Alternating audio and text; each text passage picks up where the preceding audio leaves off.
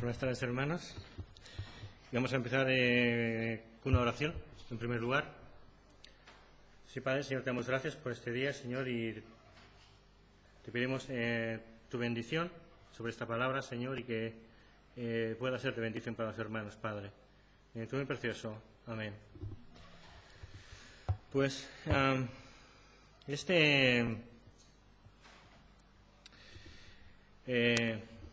este pensamiento se me dio después de haber leído un artículo que decía que la unidad del cristiano o del cristianismo no está en ponerse de acuerdo con los demás, sino está centrado en Cristo, o sea, realmente. Y digamos que este pasaje me hizo pensar, decir que Jesús preguntó a sus discípulos: ¿quién dicen los hombres que es el Hijo del Hombre? Y todos sabemos que la gente hoy día, pues, se puede decir desde que es un mártir, el primer comunista, o digamos una persona muy buena, un profeta, el Hijo de María, e incluso decirte que es Dios. Pero Jesús hace una pregunta más directa a sus discípulos. En el versículo 15 les dice: ¿y vosotros quién decís que soy yo? Entonces, digamos que la pregunta tiene importancia, y Pedro, como siempre, es el primero en responder. O sea, es el impetuoso del grupo. Dice, Pedro, como siempre, dice: tú eres el Cristo, el Hijo del Dios viviente. Jesús declara que se lo ha revelado Dios, y Jesús también, digamos, que le declara que sobre él, digamos que sobre esta roca va a edificar su iglesia. Y Pedro es el primero en declarar, digamos, a los judíos, Pentecostés, el Evangelio, en Hechos capítulo 2, y bueno, del 14 al 47, y a los gentiles en Hechos 10, en el capítulo 10 de Hechos. Y el mismo Pedro, digamos que deja claro en sus epístolas que la roca es Cristo. Y en 1 de Pedro, si leemos en el capítulo 2 y versículo 4 al 8, dice: acercaos a él, piedra viva, desechada ciertamente por los hombres, mas para Dios escogida y preciosa. Vosotros también, como piedras vivas, ser edificados como casa espiritual y sacerdocio santo, para ofrecer sacrificios espirituales aceptables a Dios por medio de Jesucristo, por lo cual también contiene la Escritura: he aquí, pongo en Sión la principal piedra del ángulo, escogida, preciosa, y el que creyere en él no será avergonzado. Para vosotros, pues, los que creéis, él es precioso, pero para los que no creen, la piedra que los edificadores desecharon ha venido a ser la cabeza del ángulo, y piedra de tropiezo y roca que hace caer, porque tropiezan en la piedra siendo desobedientes, a lo cual fueron también destinados. Y también en 1 Corintios 3:11 se encontraría, digamos, que él es la roca. Pero dice, y este mismo pasaje, digamos, que podemos encontrar en Marcos 8 o en Lucas 9 también, lo encontramos, y nos debería hacer pensar qué importancia tiene para Jesús, qué está buscando en la pregunta. Jesús ya sabe seguro lo que piensan sus discípulos. Digamos que Jesús ya nos deja claro en varias ocasiones cómo él, hablando con los fariseos, incluso con el pueblo, él sabía el pensamiento antes de que hicieran nada. Entonces dices, si él sabe el pensamiento, él sabe de sobras qué es lo que piensan ellos. Entonces podemos seguir y decir, pero ya era habitual en Cristo que les enseñe, digamos, con preguntas o de forma para confrontarles en la pregunta. Y en esta ocasión no quiere oír lo que dicen los demás, los de fuera, sino los discípulos, los que están con él. Y nos está dejando un ejemplo en su palabra, en lo cual meditar. No hay ni una sola palabra en la Escritura que no tenga propósito para ello. Entonces dice, a Pedro no se le ha revelado por el hombre, sino por Dios. Al igual que el Espíritu Santo es quien convence de pecado, y nadie puede conocer a Dios si no es por su relación o revelación de Dios. Lo que pensemos o digamos de quién es Jesús tiene su importancia, o sea, realmente. En nuestra vida, porque digamos que define nuestra vida. Digamos que es importante porque define nuestra relación con Dios, con los hermanos, y también con nuestra forma de adorar, de alabar a Dios y de, digamos, la forma de vivir o de orar incluso como cristianos. Es importante, como dice la Escritura, la pregunta es definir quién dices que soy yo. Entonces, pero se lo está preguntando a sus discípulos, digamos, no al de fuera, sino a los que están con Jesús. Y Jesús ya sabía quién era, no necesitaba, digamos, que nadie le diga, tú eres el Cristo, ¿no? Pero en Juan 10, del 27 al 30, nos dice, mis ovejas oyen mi voz y yo las conozco y me siguen, y yo les doy vida eterna. No perecerán jamás, ni nadie les arrebatará de mi mano. Mi Padre que me las dio es mayor que todos, y nadie las puede arrebatar de la mano de mi Padre. Yo y el Padre uno somos. O incluso también en Juan 14, del 6 al 7, dice, Jesús les dijo, yo soy el camino, la verdad y la vida. Nadie viene al Padre sino por mí. Si me conocéis, también a mi Padre conoceréis. Si me conocierais, también a mi Padre conoceríais. Y desde ahora le conocéis y le habéis visto. ¿No? Entonces, o sea, realmente Jesús ya sabía quién era, pero quería oír, digamos, de sus discípulos o hacerles que declarasen quién creen que es Jesús. Pero después de una pregunta, de lo que preguntan, digamos, de lo que piensan los demás, la gente de fuera, dice a sus discípulos, ¿quién creéis que soy yo, vosotros, los que estáis cerca mío, ¿no?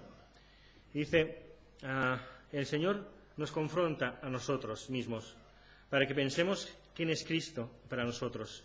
Aquellos que somos sus discípulos, digamos, los que somos sus seguidores, digamos que nos está confrontando, digamos, a nosotros, no a los de fuera, o digamos, o es lo que estaba yo pensando mientras leía este pasaje y esta pregunta en concreto a sus discípulos.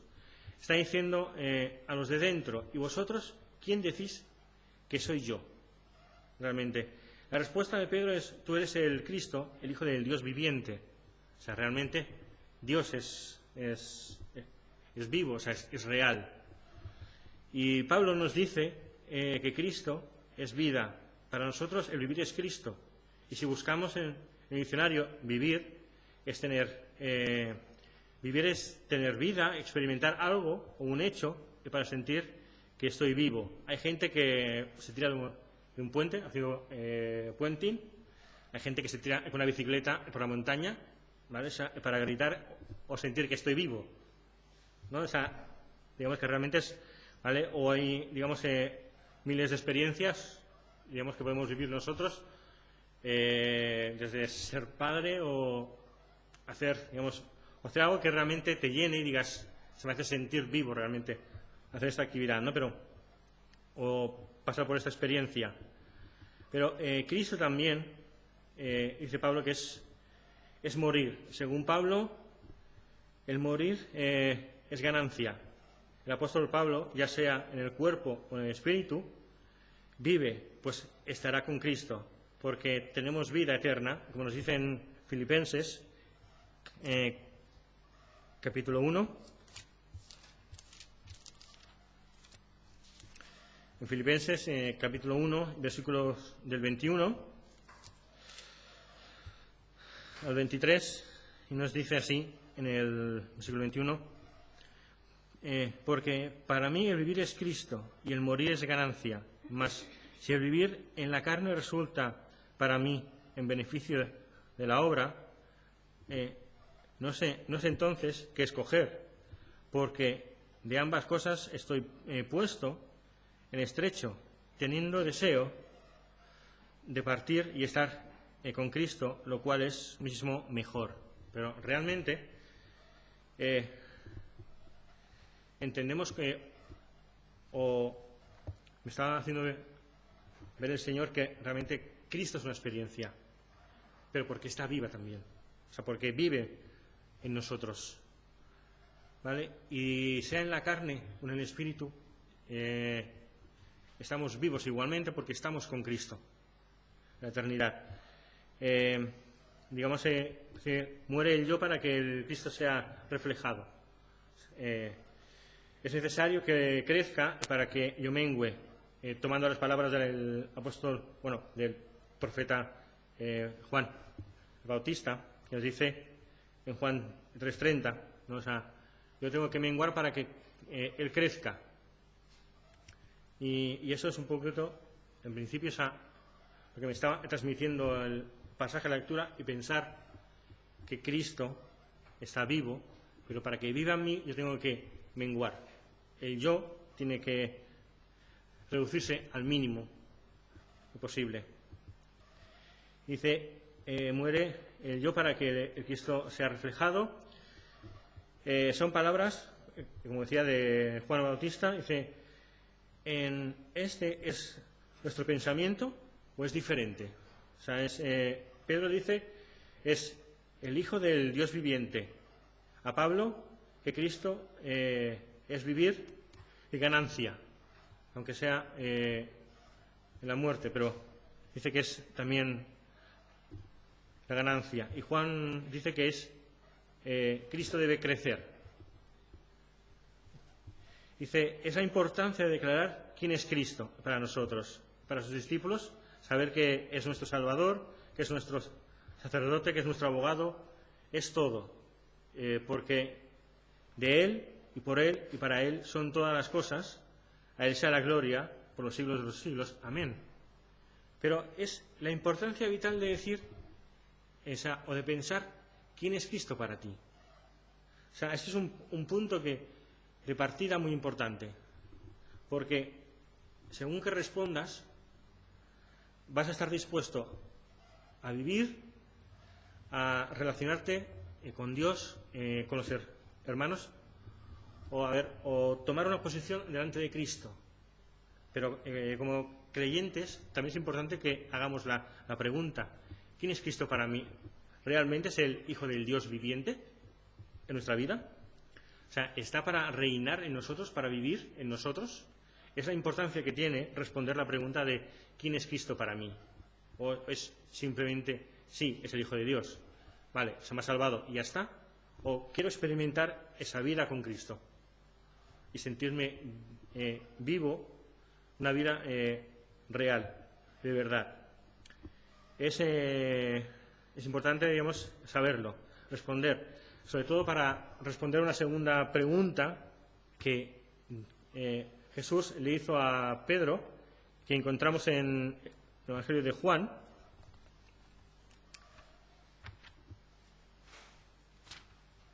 En el Evangelio de Juan, capítulo 21,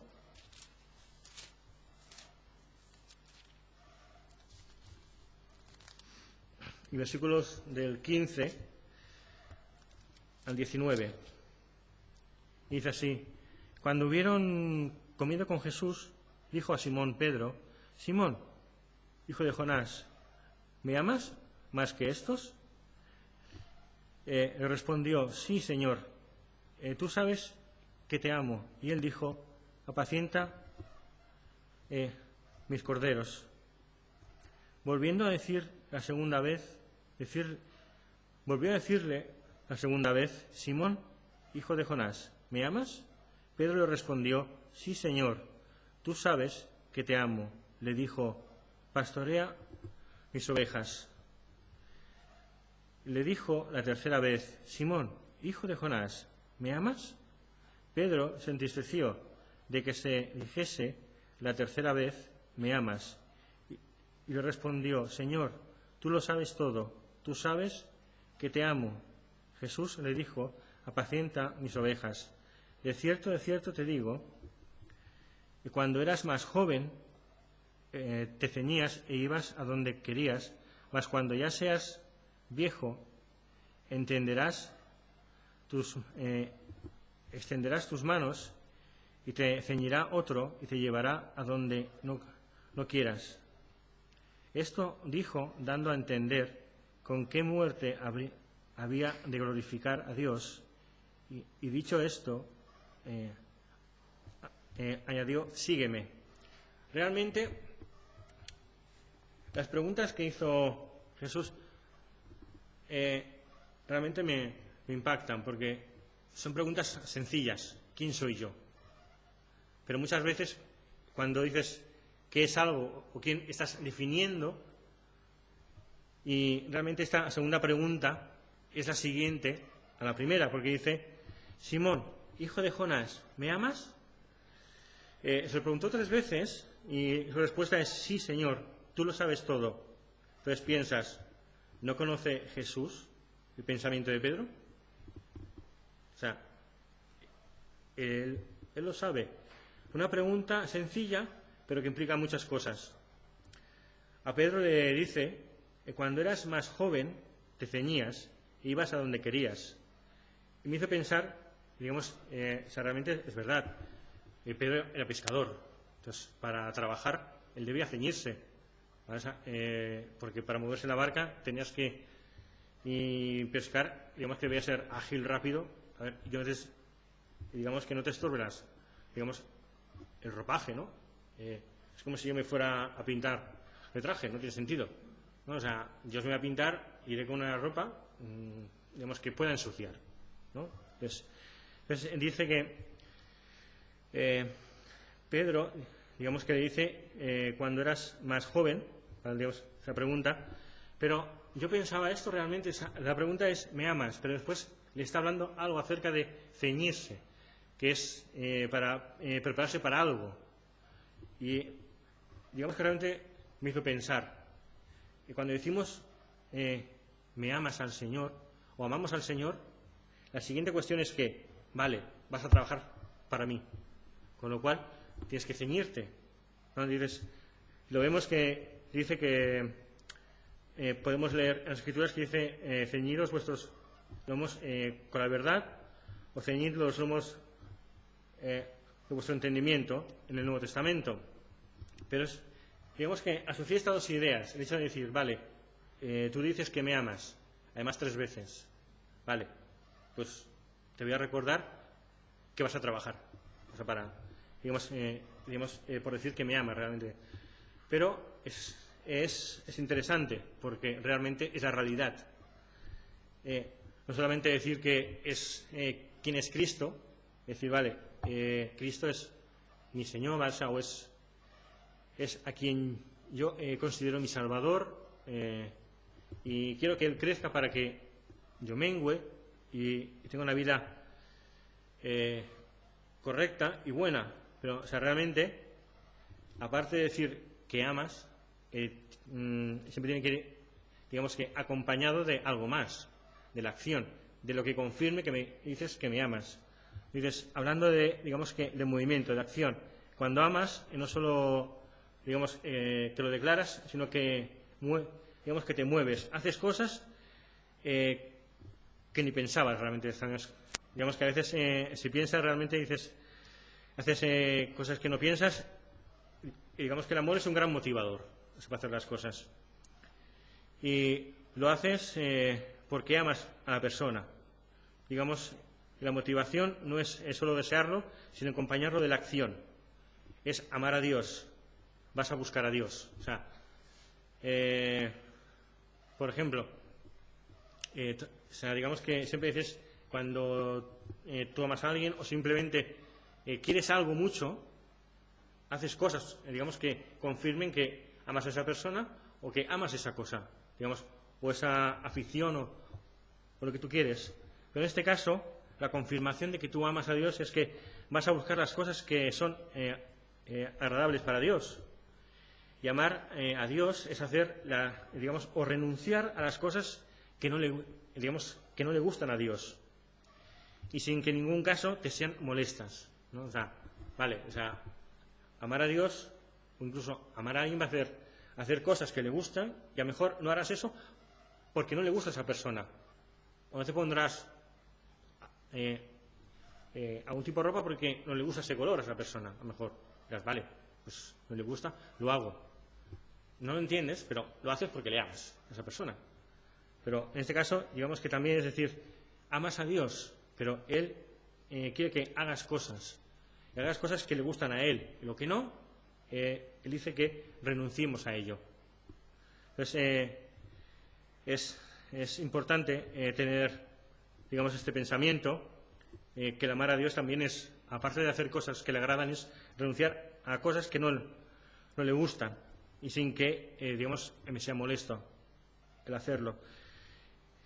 Y el amor todo lo sufre, lo cree y lo espera y lo soporta, porque el amor o el amar a Dios es una experiencia mayor que va a hacer que tengas vida en abundancia, ¿no? O sea, amamos a Dios, pero porque el amar a Dios o esa experiencia que tendremos con Él nos va a hacer sentir vivos y nos va a dar un amor que es mayor que incluso el hecho de que puedas sufrir o pensar que estás sufriendo o que estás dejando algo que para ti es muy valioso. Pero ese amor a Dios es mayor. Y entonces nos dice que Dios es una experiencia mayor que va a hacer que tengas vida en abundancia. Dios no quiere que hagas las cosas por rutina, sino porque amas al Dios viviente. Si Dios no es la causa de esa acción que haces, de nada sirve. Es importante. O sea, no hacer las cosas simplemente por rutina. O sea, por lo menos Dios no quiere que tú hagas las cosas. Bueno, tengo que ir a la iglesia cada domingo. Me tengo que poner corbata y traje porque tengo que ir a la iglesia.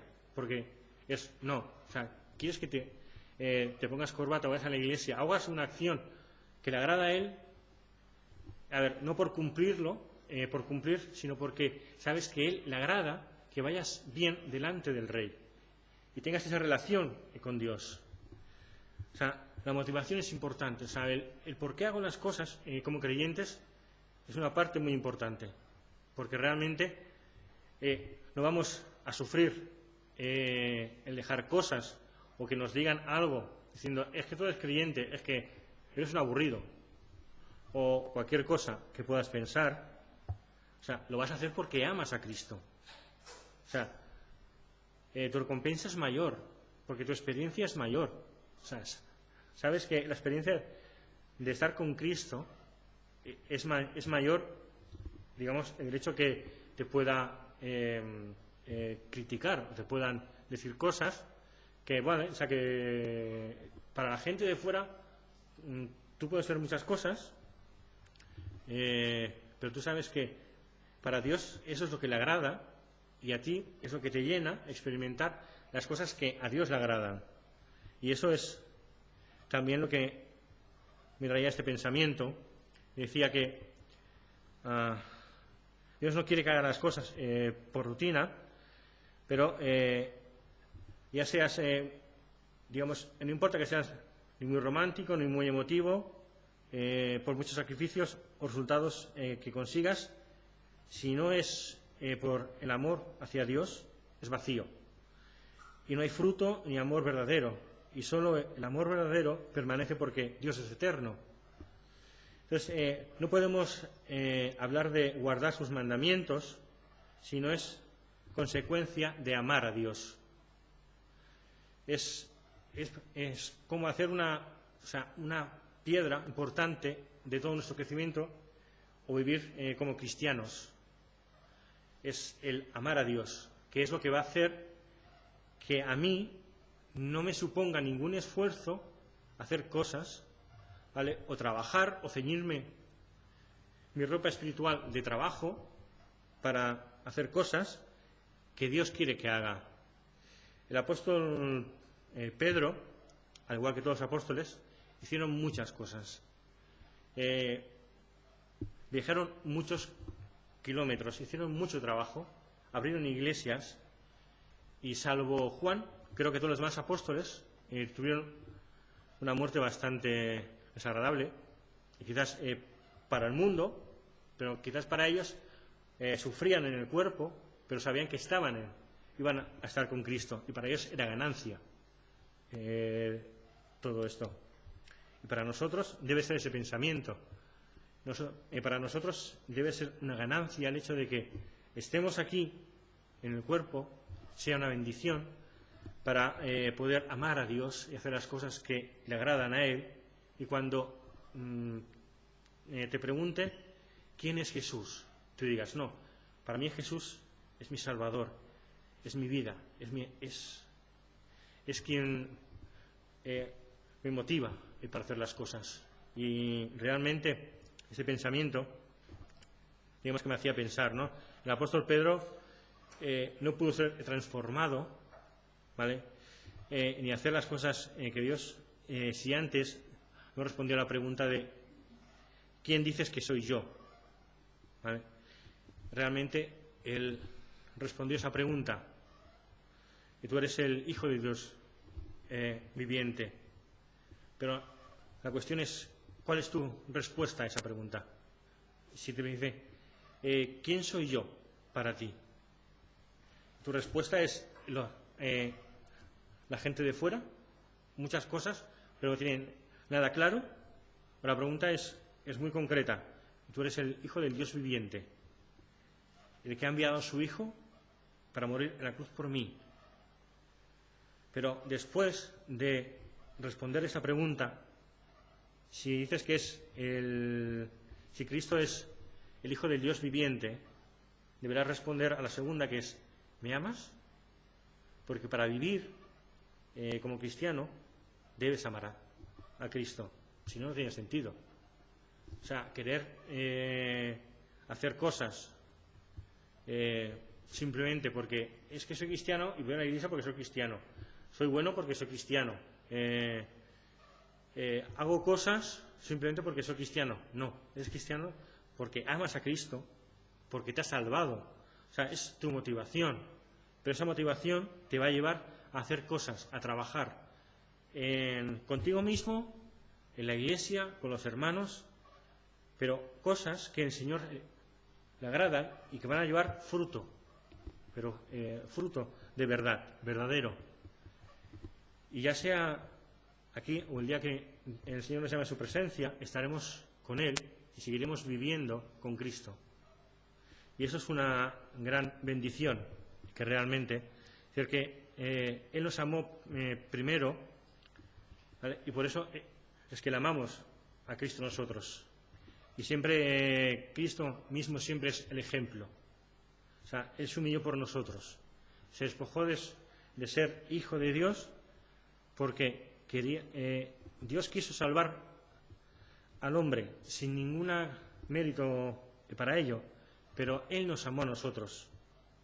Y cuando nos está diciendo que amemos a los hermanos, es el primero en el ejemplo. Los evangelios podemos encontrar como Él mismo se pone siempre como ejemplo en todo. Y esto es lo que Dios quiere que le amemos, que estemos dispuestos a trabajar para ello, que estemos con ánimo de hacer cosas y de amarle. Y que amarle no es hacer las cosas sin sentido, sino es porque le amas. Es porque el amar a Cristo es una bendición y porque el Señor nos da su aliento y nos ayuda. Y no estamos solos, O sea, Él nos prometió el Espíritu Santo para ello, y para hacer la obra, y para trabajar en esas vidas. Y si no amamos a Cristo de una manera sincera, o realmente no hacemos nuestro el hecho de que si amamos a Cristo, guardamos sus mandamientos, o hacemos lo que a Él le agrada, y disfrutamos de ello incluso haciéndolo, el Señor difícilmente va a poder trabajar en nosotros. O sea, Él dice, si tú me amas, todo será más fácil porque evidentemente tú vas a cambiar porque me amas, no porque simplemente quieres conseguir una cosa, porque así es, si soy bueno, iré al cielo. No. Yo hago las cosas o quiero ser transformado por Dios y quiero ser útil en su servicio y ceñirme en mi ropa para trabajar, porque Cristo está trabajando en mí y está produciendo en mí cosas vivas. Eso es lo que produce el amar a Dios, que tú te vas a mover porque estás disfrutando de ello y porque te sientes con ánimo de hacer las cosas como a Él le agradan. Y eso es una bendición muchas veces. Como cristianos debemos aprender a centrarnos que Cristo es el centro de toda nuestra relación, o de Él parte todas las cosas. Entonces, nuestra vida parte de Él, nuestra razón de ser cristianos parte de Él.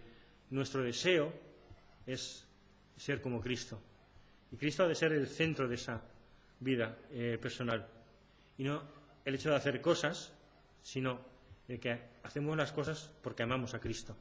Y eso es el pensamiento que quise compartir con vosotros, que el Señor me dio y que realmente para mí es un reto responder a esas preguntas.